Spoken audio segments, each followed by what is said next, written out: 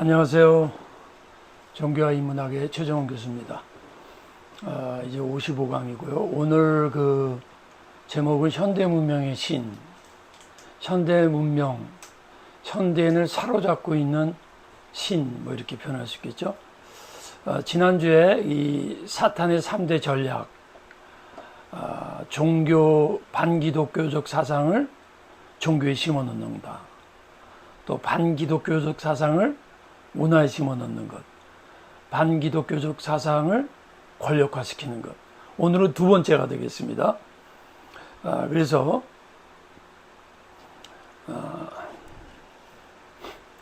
지금 말씀드린 사탄의 3대 전략이죠. 반기독교적 종교와 반기독교 사상의 문화와 권력화. 그래서 오늘은 두 번째로 반기독 사상의 문화화. 사탄의 전략은 문화의 반기독 사상화인데 문화를 반기독교적으로 만드는 거예요. 그러니까 기독교 가치관과 세계관을 이제 넘어뜨리는 것이 사탄의 전략이다. 왜 그러냐? 왜 문화를 공격하느냐? 지난번은 왜 기독교 종교를 공격하느냐? 오늘은 왜 문화를 공격하느냐? 문화라는 것이 지난주에도 잠깐 말씀드렸지만 총체적 힘이 있는 거예요. 이게 무슨 의미냐면 우리의 행동, 우리의 문학, 우리의 예술, 우리의 종교, 가치관, 이 모든 것이 융합이 돼갖고 삶의 터전에, 개인의 삶의 현장에서 이게 몸에 배갖고 DNA가 돼버린 거예요. 그러니까 그 문화가 반기독교적이 되면 그거 보고 듣고 하는 사람들은 자연히 반기독교적이 되죠. 제가 어제 우리 어느 교수님 만나가지고 대화를 하는데 그분이 이제 기독교 대안학교를 하고 있어요. 이런저런 얘기하다가 이 현재 중학생들이 어떤 교육을 받느냐, 왜 이것이 어려운 시대냐, 모든 것은 선택의 문제다. 그렇게 가르친대요. 너희들 자유다. 자유가 뭐냐? 내가 선택하는 거다. 다시 말하면 도덕의 기준이라든가 어떤 기준이 있는 게 아니고 너의 자율성을 가지고 네가 알아서 하는 거다. 그게 바로 뭐예요? 사탄이 문화를 공격하는 거예요. 도덕성을 상대화시켜버리고 가치관에 이런 것이 다 개인주의로, 선택의 문제로, 성적인 것도 다 선택의 문제로 가는 거죠. 폴 틸릭이 프로테스탄트 시대의 종말을 예고했어요. 더 프로테스탄트 이라, 프로테스탄트 시대에 관계된 거죠. 이런 말을 했어요. 프로테스탄트 시대의 종말은 프로테스탄트 자체의 종말을 의미하는 것은 아니다. 프로테스탄트 시대의 종말은 캐톨릭 시대의 복귀를 의미하는 것은 더욱 아니다. 프로테스탄즘이 역사에 살아남을 것인가에 관한 물음은 프로테스탄티즘, 개신교죠. 새로운 상황, 문화를 말하죠. 잘 적응하는가에 달려있다. 그래서 이 개신교 위기의 원인은 개신교 자체보다도 개신교가 이 시대 문화에 맞춘 어떤 종교적인 형식, 종교적인 언어, 종교적인 문화를 제공 못하면 결국은요, 문화도 무너지고 기독교도 무너지게 돼 있다라는 거예요. 그래서 프로테스탄티즘이 새로운 상황에 잘 적응하려면 시대의 사상과 문화 흐름을 잘 파악해가지고 복음의 교리를 뭐예요? 문화의 진리로. 교리는 종교적인 거니까 그 문화에 맞는 언어로, 진리의 언어로. 진리는 보편적이니까. 사람들은 진리의 언어로, 시대의 언어로 말하면 이해를 해요. 근데 교리적인 말로 해버리면은 믿지 않는 자들은 거부하고 이해가 안 되는 거죠. 그래서 기독교 진리의 근간 정치 이념, 경제체제, 교육체제, 도덕성, 세계관을 우리가 이 문화의 언어에 맞게 빨리 바꾸지 않으면 어렵다는 거죠. 그러면 이 두 번째로 포스트 모던 문화의 사상적 형태. 자, 이 사탄이 반기독교적 사상을 문화를 그렇게 만든다 할 때 그 반기독교적 사상이 어떤 거냐라는 거예요. 인본주의적 자유주의. 물론 여러분 포스트 모던 문화에 좋은 점도 있습니다. 좋은 점도 있고 다양성, 자율성, 주체성, 감성 이런 거 좋은 거 있지만 반기독교적 사상에 관련해서 반기독교적 사상을 갖고 있는 것의 사상의 형태들이 인본주의적 자유주의예요. 이게 뭐냐? 우리 오늘날 자유민주 국가가 굉장히 중요하죠. 자유민주 정치 이념. 그것이 소위 말하는 대부분의 유럽, 미국, 남한, 한국 그런 국가들이 그걸 유지하고 무신론적 공산주의는 거기 밑에 써 있는 대로 러시아, 중국, 베트남, 북한 이런 국가들인데 여기 제가 왜 반기독교적 사상의 인본주의적 자유주의를 말했냐면 인본주의적 자유주의가 뭐예요? 조금 전에 말씀드린 거예요. 중학생들에게 모든 것은 너의 선택에 달려있다. 다시 말하면 법, 진리 이런 것이 있는 게 아니고 너의 선택에 의해서 결정하는 거다. 이것이 뭐예요? 인본주의적 자유주의라는 거죠. 예. 그 다음에 무신론적 공산주의 설명할 필요 없고요. 우주자연주의적 종교. 대부분의 동남아시아의 자연주의적 인본중심적 종교는 뭡니까?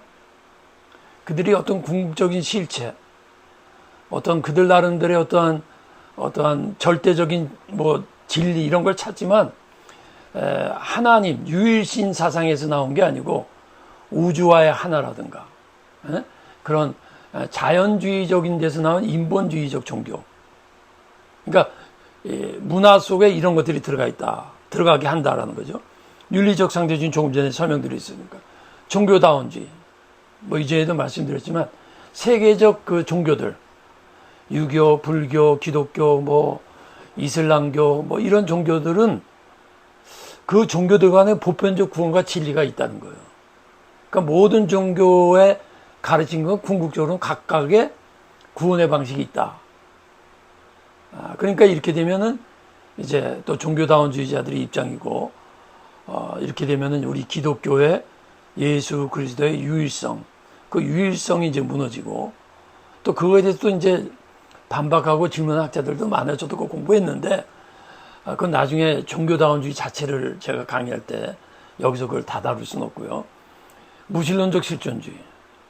신 대신 자율적 개인의 삶과 자유. 신학적 자유주의. 지난번 강의했죠. 문화적 해체주의. 모든 진리, 사상, 권위를 해체시켜요. 그거는 지나간 거고 의미가 없다. 보다 조금 그러면 이제는 문화 속에 있는 그런 어떠한 반기독교 사상이 말씀드렸다면 지금은 그곳의 인본주의 사상의 특성이 뭐냐. 반기독교적 사상이 인본주의인데 그러면 인본주의가 주장하는 사상의 특성이 뭐냐? 이거예요. 인간의 자율화. 조금 전에 말씀대로 개인의 절대적 자유예요. 절대적 하나님에 의한 자유가 아니에요. 하나님의 말씀에 의한 자유가 내가 절대적인 존재가 되는 거예요. 그러니까 인간의 신격화. 내가 하나님이다 이런 말들은 안 하겠지만 내가 하나님 대신 내가 결정하는 거죠. 문화의 절대화. 무슨 말이에요? 모든 건 상대주의다. 모든 건 상대적이라는 문화가 그걸 스스로 절대화시키는 거예요. 이것이 인본주의 사상의 특징이다. 이렇게 볼 수 있어요. 그래서 스트라우슨 같은 스트라우슨 같은 학자는 인본주의의 네 형태. 여러분 제가 지금 말씀하는 거 잘 따라오죠? 사탄이 문화를 공격한다. 근데 문화는 뭐냐? 여러 형태가 있다. 여러 형태의 문화 공격, 인본주의적 자유주의, 무신론 공산주의, 이런 여러 형태가 있다. 그러면 그 인본주의의 근본은 뭐냐? 자율화, 신격화, 문화를 절대화시키는 거다. 그러면 그 인본주의의 신격화나 인본주의의 보다 구체적으로 네 형태가 스트라우슨이라는 학자가 이렇게 말했어요. 인간의 신격화. 내가 하나님이다. 그건 이제 미친 사람이고 인간으로 초자연적 힘은 없다. 그건 뭐예요? 그럼 결과적으로는 인간이 신의 자리에 올라가는 거예요. 여러분, 하나님을 안 믿으면요, 그냥 무신론자가 아니에요. 무신론자는요, 자기가 하나님이란 말은 안 하지만 본인이 하나님이라고 하는 능력 같은 데서는 부인하죠. 인간의 한계를 인정하지만 스스로의 힘과 스스로의 판단과 스스로의 선택이 절대적인 지위를 갖기 때문에 그게 바로 자연 종교예요. 자연, 인간, 스스로의 힘으로 한다는 게 자연 종교예요. 그게 인간의 신격화예요. 지상생활을 인간이 할 수 있는 모든 것이다. 수많은 선함과 경외한 것들이 존재하는데 현재와 지상의 것에 더 필요한 것을 추구하지 않아요. 무슨 말이냐? 소위 19세기 계몽주의가 추구했던 유토피아. 그 사상이 지난 강의에 또도 말했지만 1차, 2차 대전 타이타닉의 침몰로 인해서 이성의 한계에 부딪혔단 말이죠. 근데 그것이 지금 이어지는 거예요. 지상 세계에 많은 선한 것들, 경이로운 것들이 있는데 그 꼭 우리가 초자연적인 것들 하나님 필요 없다. 천재와 지상에 있는 것, 그 안에서도 우리는 충분하다. 3번도 1번하고 비슷한 거죠. 인간 자율성이 있고 그것은 사랑의 규칙이다. 사랑을 말하지만 하나님이라든가 어떠한 하나님, 신적 계시에 의한 것이 아니에요. 인간 스스로. 도덕적 삶. 인간은 초자연적인 이상의 도움 없이도 선한 생활을 살 수 있다. 그렇죠? 많은 사람들이 선한 행위하죠. 남 도와줍니다. 하나님 안 믿는 사람도. 그러나 그들이 말하는 도덕의 한계, 아무리 선하게 도덕적인 선한 일을 하고 휴머니스트한 사는 사람이 도덕적으로 악한 행위는 안 한 것 같아요. 도덕적인 거짓은 없는 것 같아요. 다시 말하면 선한 일을 하고 선한 행위를 한다는 것 자체가 그 사람이 악이 없다는 건 아니거든요. 디카르트와 미셸 푸코. 디카르트는 이제 16세기 소위 합리성의 시조, 나는 생각한다, 고로 존재한다 라를 주장하면서 중세에서 벗어난 인간 주체적 이성을 강조했던 근대 시조의 철학자라면 생각하는 존재로서 강조했어요. 디카르트는. 거기서 이제 뉴턴의 과학과 이어서 르네상스와 계몽주의에 의해서 근대 문화, 서구 과학문이 형성됐는데, 미셸 푸코는 포스트 모더니즘, 프랑스 혁명에 지대한 영향을 끼치고 그걸 이끌어갔던 인간의 주체성은 뭐냐? 각 시대와 문화에서 결정한다는 거지. 시대와 문화를 절대화시키는 거예요. 자, 솔제니친이라는 러시아 사상가입니다. 그 어떠한 검열 없이도 서구에서는 시대에 맞는 이론과 사상이 시대에 뒤떨어진 이론이나 사상과는 조심스럽게 구분된다. 그 다음에 그 어떤 논의도 금지되어 있지 않다. 그러니까 우리가 뭐든지 다 논의할 수 있다는 거예요. 그러나 시대에 뒤진 이론과 사상은 정기 간행물 서적 강의실에서 사라지기 마련이다. 시대에 뒤떨어진 건 사라진다는 거예요. 보세요. 법적으로 당신의 연구는 자유롭지만 실제로는 시대의 유행에 의해 통제되고 있다. 이 알렉산더 솔제니친이 말하고자 하는 건 간단한 거예요. 시대의 유행, 시대의 사상, 문화적 사상이 결국은 어떤 이론과 사상 너가 아무리 자유롭게 연구하고 말해도 되는데 실제로 이 시대를 지배한 건 시대의 유행이라는 거예요. 문화적 사상이라는 거지. 필립 존슨이 이런 말을 했어요. 정치인들이 립서비스를 하는 인기 있는 경공하는 상관없이, 다시 말하면 정치인들이 막 말을 하고 막 뭐 연설을 하고 하는 거 상관없이 불가지론자들이 미국을 통치한다는 거예요. 무슨 말이에요? 불가지론자라는 거는 진리를 알 수 없다는 거예요. 진리는 있는지 없는지도 모르고 알 수 없기 때문에. 이게 무슨 말이에요? 절대 진리라는 것이 절대 진리를 믿는 사람들이 아니라 진리는 알 수 없기 때문에 진리는 우리가 알아서 하는 거라는 사람들이 미국을 통치한다는 거예요. 지금 이게 바로 인본주의 사상의 핵심이고 사탄이 인본주의를 어떻게 공격하는 걸 말한 거죠. 그들의 형이상학, 즉 인본주의의 형이상학은 잘 들으세요. 무슨 초자연적이고 우리가 말하는 어떠한 영성이라든가 하나님의 세계를 말하는 게 아니라 과학적 자연주의예요. 과학적 자연주의가 뭐냐? 검증에 의해서 과학적인 합리성에 의해서 살아가는 게 오늘날 포스트 모던 사상의 형이상학이에요. 즉 포스트 모던 사상의 그 형이상학, 즉 과학적 자연주의는 이 대학에 만연해 있으며 대학은 지식에 대한 사회적 정의를 결정하기 때문이다. 이거 중요한 말 아닙니까? 대학이 뭐라고요? 지식에 대한 사회적 정의를 결정한다는 거예요. 대학이. 자, 여러분, 제가 여러분한테 질문합니다. 오래되었기에 진리인가? 아니면 진리에게 오래 지속되는 것인가? 자, 그래서 이제는 간단하게 다시 핵심으로. 그러면 근데 포스트 모던 사상의 특성, 핵심이 뭐냐? 이제까지 설명한 거예요. 자연주의, 해체주의, 상대주의, 주관주의, 문화주의. 무신론, 인본주의, 절대적 진리의 부정, 인류의 개인화, 진리의 상대화. 결과가 뭐냐? 종교, 초월적 세계를 왜곡하고 부인하고 혼돈에 빠지고 주관주의적이고 개인주의적이고 다원주의 영성이고 과학적 제국주의가 뭐야? 과학이 최고라는 거예요. 과학이 다스린다는 거예요. 그리고 내면 세계는 상실된 거예요. 자, 이게 이제 중요합니다. 그러면 포스트모던의 특성이고 포스트모더니즘이 가져오는 혼돈과 왜 이렇게 일어나느냐? 자, 간단히 설명. 무정체성과 비정체성이 있고요. 무도덕성과 비도덕성이 있고 무종교성, 비종교. 이전에 한번 했지만 다시 한번 연결해서 강조하는 겁니다.